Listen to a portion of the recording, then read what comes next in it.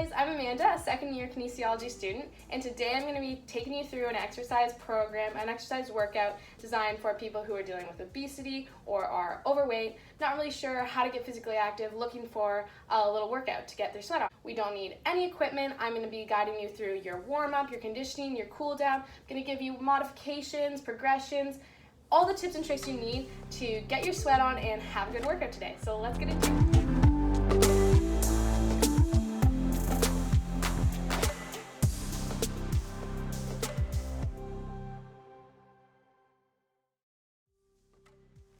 Okay, so for our warm-up, we're going to be running through 6 different exercises. We're going to be doing each exercise 20 times each, and then we're going to be running through it 3 times. So it's going to take about 10 minutes, but it's going to get us really warm and ready for conditioning.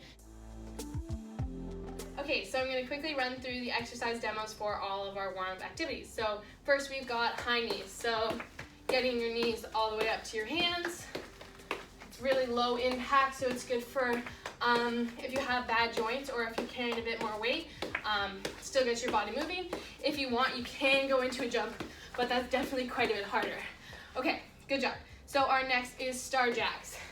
So it's kind of like just a stepping jumping jack, but again, low impact and still getting your whole body moving.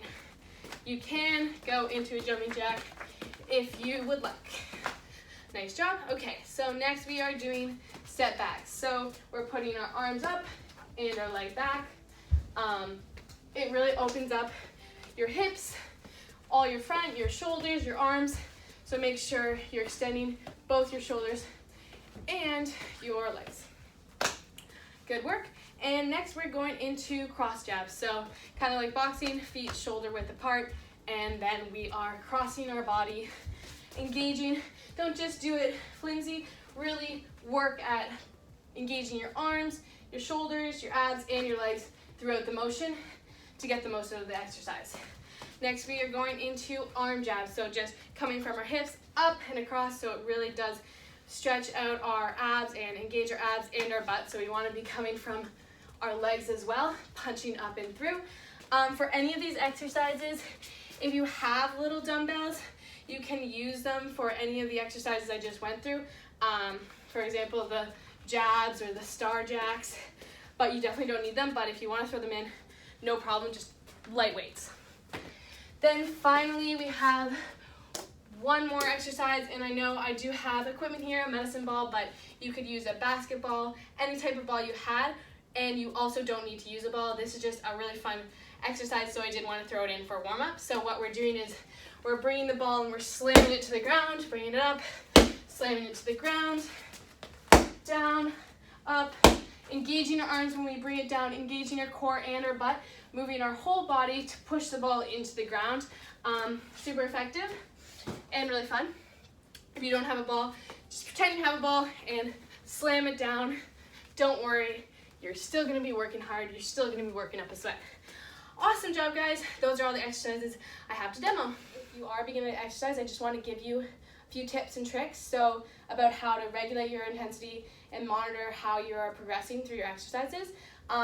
It's just really great information to have as you continue through your workout journey, to be able to monitor yourself, know how hard you're working, know what level you're working at, and just being able to reflect on your body and the signs it's giving you.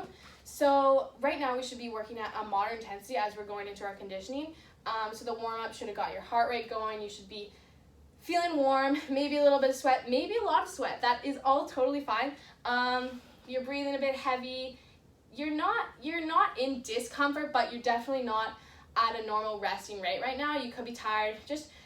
You're just feeling, your body's getting moving, you're feeling ready to go. So if you're feeling that, let's get on to the conditioning. If you're not, I challenge you to do it again, because we definitely want our heart rate to be going before we get into conditioning, because it will be getting pretty hard. So if you're not feeling quite at moderate intensity yet, go for another round. You can do it.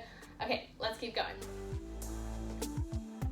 Okay, so you made it to the conditioning section. So I just wanted to quickly run through how set it up and a few tips for this kind of workout. So we have 45 seconds on, 35 seconds off. We're doing all 5 exercises that I'm going to show you later, and then we're going to be doing that all again. So we're doing it twice.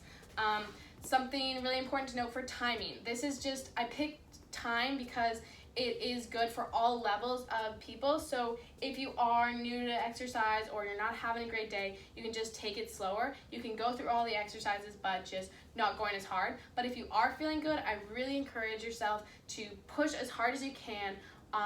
Get a sweat on. You have really long, again, I put 35-second breaks, which are longer.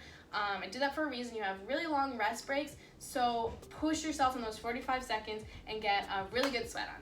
Okay, good luck, guys.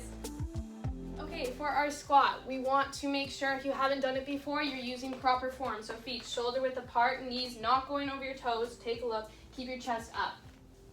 If you need a modification, we have a wall. So you have this for balance, and it also helps you stay in proper alignment. Up and down the wall, you can use your hands. You can also use a chair or bench from your home, and you're just sitting down, same thing, but you're just tapping your bum down to make sure you are actually doing the motion properly. Try not to stay sitting on the bench for too long. Try to stay in motion the whole time. Then a progression would be pulses. It really will burn, so just go to the deepest part of the lunge and just pulse up and down for those 45 seconds. You will definitely get lactic acid buildup, and it will burn those legs. Okay, for our push-up, we want our body to be all a straight line, and we're gonna go all the way down and back up, down and back up. Good work. For modification, put your knees on the ground. Same motion, but just up and down like this. And then a progression would be going down for 4 seconds. So you count 1, 2, 3, 4, then up 1. 1, 2, 3, 4, then up 1. You can also do a plyo push-up, which is down, and then jumping off the ground, which is really hard. Quick modification would also be, if you don't want to get on the ground, using a chair as a push-up as well. Still works just as hard, but you don't have to get onto the ground and back up again. The next exercise is lunges. So really important to watch your technique on this. You're going to put one leg back, put most of your weight on your front foot, and make sure your knee doesn't cross your foot. Awesome job. And switch legs, of course. Okay, so you might be having trouble with balance. So find a wall, get a wall, stabilize yourself. Perfect. You need more of a modification than that. Maybe you can't get up from your deepest point of the squat, from the lunge. So just don't go as deep. Just go up and down from here. Use the wall, don't use the wall, whatever you want. If you want a progression, you can put your foot up on a bench, get your balance, and then go all the way down, all the way up, and then switch legs. Okay, so the next exercise is a tricep dip. So find a chair or a bench, then you're gonna put your hands down around your hips, you're gonna put your feet out, and then you're gonna go up and down. To make this harder, you can put your knees straight, and then you're going all the way down. It definitely increases the difficulty. And then to make it easier, find a table or something. I don't have one right here, but if you grab a table and you go up and down, or just the more you bend your legs and the closer you are to the bench, the easier it will be. What you do is glute kickback. So make sure your hips are parallel to the ground and you're kicking back. Switch sides. Great work. To make it more difficult, you're gonna just pulse at the top of the range, pulsing. So here would be the modification of the kickback. You can do it standing, so you don't have to go up and down from the ground. Okay guys, great work. You made it through the conditioning section of this video. So I just wanted to give you some few reminders. So what you were doing today in this conditioning was actually a cardio workout because you were doing more than 8 reps in those 45 seconds. So just so you know, you don't have to be on a treadmill, you don't have to be on the elliptical to get those cardio exercises in. This is a perfect use to get a cardio workout in. Also, you should have been at a moderate to vigorous intensity at this point. So maybe you're pretty uncomfortable at this point, you're sweating buckets, you can barely speak sentences. That's a good thing. That's a good sign that you've been pushing yourself to your max. So great work.